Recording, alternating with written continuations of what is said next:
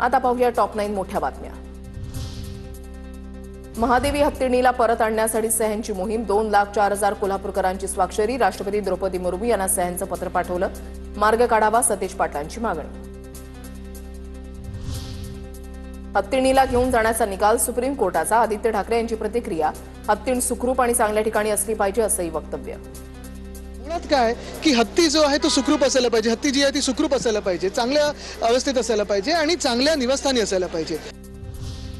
महादेवी हत्तीणीविषयी भर सभेमध्ये युवकांना विचारला अजित पवारांना प्रश्न। Video viral. माधुरी हत्तीणीला परत आणा, खूप भावना दुखावल्या। तरुणांना मांडल्या भावना।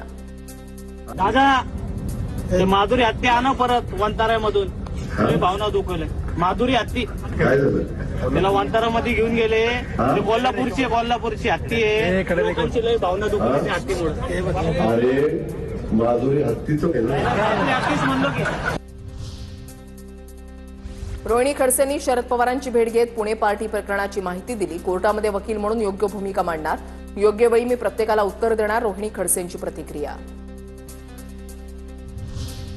1 ऑगस्टपासून एसटीच्या डिझेल खरेदीवर सवलत सुरू। डिझेल खरेदीवर एकूण 3 रुपये प्रति किलो लिटर इतकी सवलत। महामंडळाच्या इंधन खर्चामध्ये लक्षणीय बचत होणार। परिवहन मंत्री प्रताप सरनाईक यांची माहिती। नागपुरात ग्रँड मास्टर दिव्या देशमुखचा मुख्यमंत्री फडणवीसांच्या हस्ते सत्कार। फडणवीसांकडून दिव्या देशमुखला 3 कोटी रुपयांचा धनादेश। मुंबई क्रिकेट असोसिएशनच्या राजकारणामध्ये रवींद्र चव्हाणांची एंट्री। रवींद्र चव्हाणांना क्लबचे प्रतिनिधी म्हणून एमसीए निवडणूक प्रक्रियेमध्ये सहभागी होण्याचे अधिकार। सर्वोच्च न्यायालयाच्या निर्देशानुसार सोमनाथ सूर्यवंशी प्रकरणामध्ये अखेर गुन्हा दाखल। नवा मुंढा पोलिसात गुन्हा दाखल। अज्ञाताच्या विरोधात गुन्हा दाखल करून तपासांती नावं निश्चित केली जाणार। सूत्रांची माहिती। अमेरिकेनं भारतावर लादलेल्या 25% टॅरिफचा मँगो पल्पच्या निर्यातीला फटका। अमेरिकेमधील ग्राहकांना महाग दरानं मँगो पल्प खरेदी करावी लागणार। भारतामधून जवळपास 15,000 मेट्रिक टन मँगो पल्पची निर्यात।